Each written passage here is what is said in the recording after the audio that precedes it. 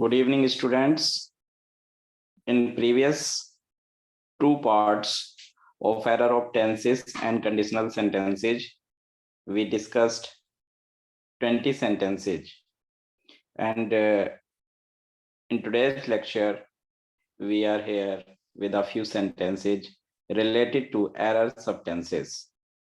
And these sentences are going to be very useful for the upcoming exams of DSSB, KVS, NVS, and many other competitive exams. So let's start. Sentence number 21. Sentence number 21. Had he come to the office that day, he would know that he was about to be transferred on promotion to the regional office. So in this sentence, you have to identify the error. Basically, ये जो sentence है, ये conditional sentence है. Had he come to the office. ये जो starting में इस तरह से had का use होता है, इसका मतलब ये होता है if he had come to the office. If he had come to the office. If he had come to, ये मीनिंग हो जाता है इसका. It means जो if clause है वो आपकी दी गई है पास्ट परफेक्ट में. और मैंने आपको बताया था प्रीवियस क्लासेस में भी कि जो if क्लॉज अगर हमारी पास्ट परफेक्ट में होती है तो जो रिजल्ट वाली क्लॉज होती है वो वुड हैव और थर्ड फॉर्म में उसको हम फ्रेम करते हैं. वुड हैव और थर्ड फॉर्म. लेकिन इसमें क्या लिखा हुआ है? Would know. और होना क्या चाहिए था? Would have known. तो आपकी जो एरर है बी पार्ट में एरर आपकी बनेगी. करेक्ट सेंटेंस होगा had he come to the office that day, he would have known that he was about to be transferred on promotion to the regional office. Had he come to the office that day, यदि वह office आया होता उस दिन, he would have known, तो वो जान गया होता कि उसका ट्रांसफर होने वाला है प्रमोशन पर रीजनल ऑफिस में. तो ये इस तरह की जो एरर है एग्जाम में अक्सर पूछ ली जाती है. आपको इसमें दोनों साइडें चेक करनी होती हैं कि इफ वाला सेंटेंस अगर पास्ट परफेक्ट में है तो दूसरा सेंटेंस वुड हैव और थर्ड फॉर्म में बनता है. जनरली वुड की जगह कई बार कुड भी आ सकता है, माइट भी आ सकता है, बट ज्यादातर वुड का यूज किया जाता है. प्रेजेंट का मॉडल यूज नहीं किया जाएगा, जैसे विल नहीं आएगा, कैन नहीं आएगा, मे नहीं आएगा. पर पास्ट के जो मॉडल्स होते हैं जैसे वुड है, कुड है, माइट है, ये आ सकते हैं सेंस के अकॉर्डिंग. और मोस्ट प्रोबेबली वुड का यूज किया जाता है. Question number 22. I am not going to revoke the punishment recommended for him by the disciplinary committee of the college until he does not apologize for his misbehavior. तो इस sentence में हमें error find करनी है कि क्या error है हमारी. I am not going to revoke the punishment recommended for him by the disciplinary committee of the college until he does not apologize for his misbehavior. इसका सीधा सा रूल ये होता है जब भी आपको until का मतलब होता है जब तक कि नहीं, और ये अपने आप में एक नेगेटिव कनेक्टर है. इसका जो हिंदी सेंस होता है जब तक कि नहीं, जब तक कि नहीं, ये इसका मीनिंग होता है. और जैसा कि आपको पता है कि अन एक प्रीफिक्स होता है जिसका मतलब नॉट होता है. अन जो है ना एक नेगेटिव प्रीफिक्स होता है. तो अनटिल और अनलेस वाला जो सेंटेंस होता है वो नेगेटिव में नहीं बनता. जैसे ये अनटिल के बाद ये डज नॉट अपोलोजाइज लिखा है, यहीं पे एरर है इसमें. तो जब भी आपको एग्जाम में अनटिल और अनलेस वाला सेंटेंस मिले तो उसमें एक एरर की प्रोबेबिलिटी बनती है कि अनटिल और अनलेस के बाद आपको बस ये चेक कर लेना है कि सेंटेंस कहीं नेगेटिव में तो नहीं बना है. तो ये डज नॉट हट जाएगा, अनटिल ही अपोलोजाइज हो जाएगा. Until he apologise for his misbehaviour. और आंसर आपका होगा सी.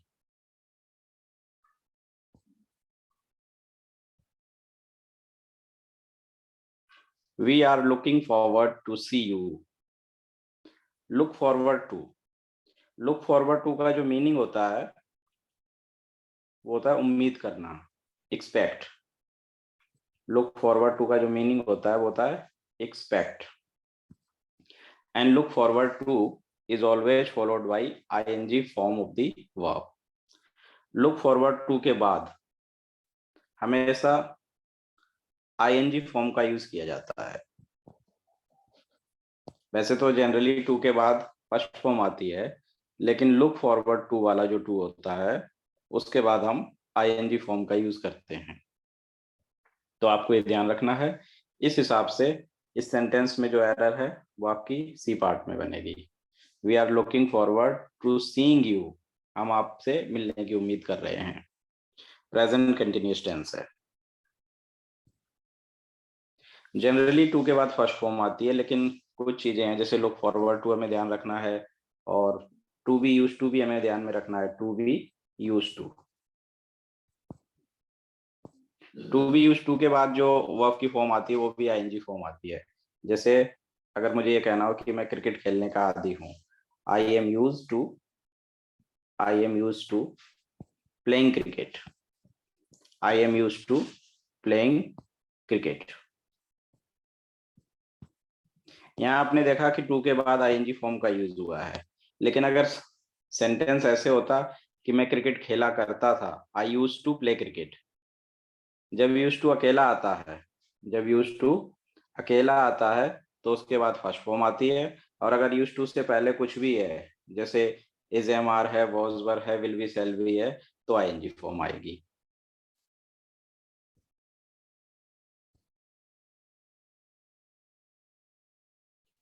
अब ये जो सेंटेंस है, सेंटेंस नंबर 24, इसमें स्लैशिंग में थोड़ी सी प्रॉब्लम हुई है।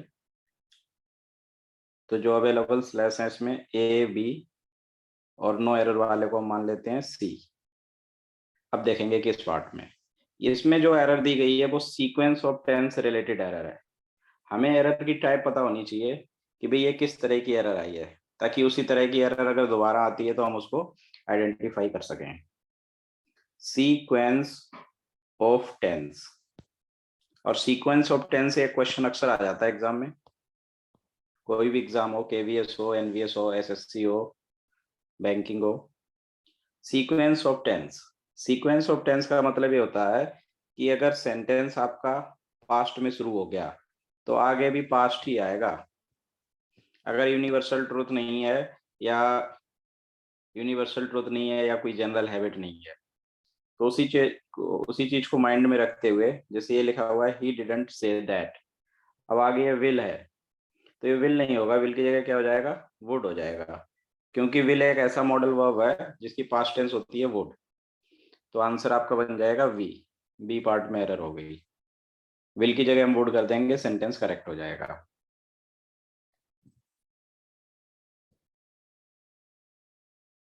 Now let's have a look at question number 25. Nalini says she is living in Chennai since 1991. देखिए इसमें जो एरर है इस सेंटेंस में, वो एरर टेंस से रिलेटेड। सिंस और फॉर, सिंस और फॉर का जो यूज होता है हमारा, वो परफेक्ट कंटिन्यूअस में या खाली परफेक्ट टेंस में होता है। या तो हम इसको परफेक्ट में कर सकते हैं या परफेक्ट कंटिन्यूअस में इसका यूज होता है, ये हमें ध्यान रखना है। अब ऊपर दिए गए सेंटेंस में टेंस कौन सा यूज हुआ है, ये प्रेजेंट कंटिन्यूअस यूज हुआ है कि वो चेन्नई में 1991 से रह रही है। तो हम यहाँ पर इज लिविंग की जगह हैज बिन लिविंग कर देंगे। Has been living, has been living करते ही हमारा सेंटेंस करेक्ट हो जाएगा। सिंस फॉर से रिलेटेड भी एरर आ जाती है, वो जब प्रेपोजिशन टॉपिक को डिस्कस करेंगे उस समय उसको डील करेंगे। Now let's have a look at question number 26. My father has returned back to Chennai yesterday. देखिए हर टेंस का अपना एक इंडिकेटर होता है। जैसे यस्टरडे है, ये सिंपल पास्ट या पास्ट इंडेफिनिट। एक ही बात होती है। पास्ट इंडेफिनिट का इंडिकेटर होता है ये, और भी बहुत सारे इंडिकेटर होते हैं पास्ट इंडेफिनिट के, जैसे अगो है या कोई पुरानी डेट है जैसे इन 1947, या जैसे लास्ट ईयर है। ये हमारे इंडिकेटर होते हैं, और इंडिकेटर ये बताते हैं कि कौन सा टेंस यूज होना है। तो यस्टरडे ये बता रहा है कि सिंपल पास्ट यूज होना है, तो एरर आपकी बनेगी बी पार्ट में, और यहाँ पर क्या हो जाएगा, खाली रिटर्न हो जाएगा, क्योंकि रिटर्न के साथ बैक भी नहीं आता तो हम इसको भी हटा देंगे, और हैज इसलिए हटाएंगे क्योंकि यस्टरडे लगा हुआ है, तो खाली सेकंड फॉर्म रहेगी, खाली सेकंड फॉर्म का यूज होगा। और जो करेक्ट सेंटेंस होगा वो क्या हो जाएगा, my father return to Chennai yesterday।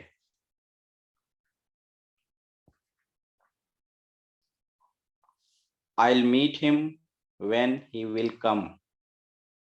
ये जो सेंटेंस है काफी, इसको बोलते हैं फ्रीक्वेंटली आस्क्ड क्वेश्चन, एग्जाम में ये अक्सर पूछा जाता है। और इसका सीधा सा रूल होता है कि जब फ्यूचर में दो काम हो रहे हैं, कि जब मैं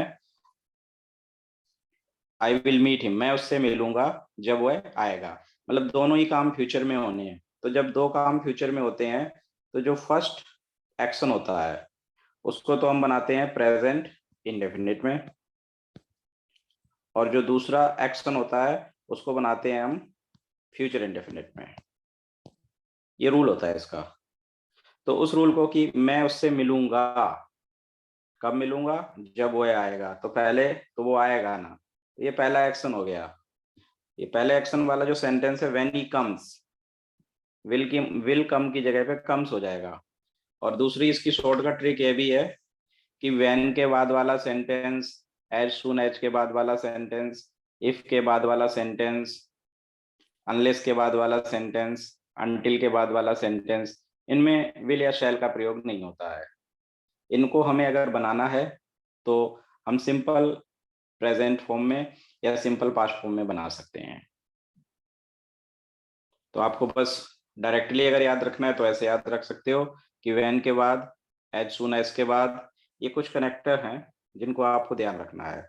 जैसे व्हेन हो गया, एज सून एज हो गया, एज सून एज, इफ हो गया, इफ हो गया, अनटिल हो गया,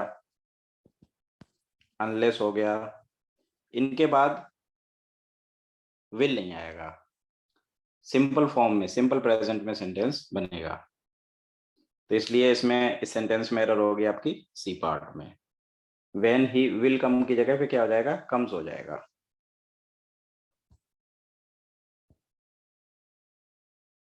believe me, I am believing what ever you have said.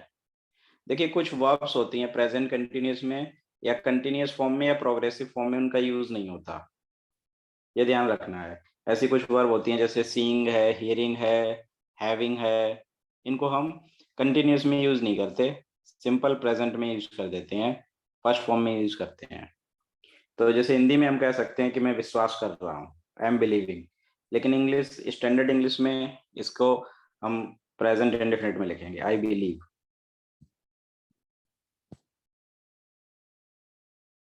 तो वर्ब्स ऑफ अंडरस्टैंडिंग होती हैं ये, ऐसी हैविंग, जैसे I am having a flat, ये सेंटेंस गलत हो जाता है, आई हैव ए फ्लैट होगा।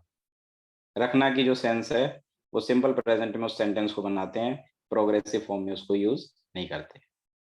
I am owning a car, sentence गलत हो जाता है, आई ओन ए कार, तो आई बिलीव हो जाएगा, आई एम बिलीविंग नहीं। मैं समझ रहा हूं इस बात को, I am understanding this thing, ये कहना गलत होगा, आई अंडरस्टैंड दिस। तो ये कुछ वर्ब्स होती हैं जिन वर्ब्स का यूज प्रोग्रेसिव फॉर्म में नहीं होता है, कंटिन्यूस फॉर्म में नहीं होता है, उनको हम फर्स्ट फॉर्म यूज कर देते हैं, सिंपल फॉर्म में यूज कर देते हैं।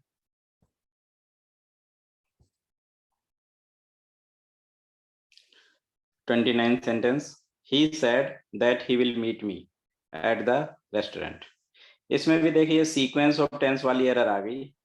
पहला जो ये सेड है ये तो आ गया आपका सेकंड फॉर्म। जब ये सेकंड फॉर्म आ गई तो ये नरेशन का रूल होता है, डायरेक्ट एंड इनडायरेक्ट स्पीच का रूल होता है कि आगे टेंस बदलता है, प्रेजेंट नहीं आता है, प्रेजेंट के पास्ट में कन्वर्ट हो जाते हैं, विल का वुड हो जाता है, कैन का कुड हो जाता है, मे का माइट हो जाता है। तो यहाँ पर जो ये विल है इसका क्या हो जाएगा, इसका वुड हो जाएगा और आपकी एरर बनेगी बी पार्ट में। I will return back in 5 minutes. I will return back in 5 minutes. देखिए कम बैक तो होता है और मैं 5 मिनट में लौट आऊंगा, रिटर्न के साथ बैक लिखने की जरूरत नहीं होती, इसलिए बैक हट जाएगा और एरर होगी आपकी बी पार्ट में। So in today's lecture also we discussed some very important questions related to errors of tenses and conditional sentences. I hope this video will be very helpful for you. So keep watching, and for more updates, subscribe this channel, and you will get all the important notifications related to all the topics of grammar for competitive exams. Thank you.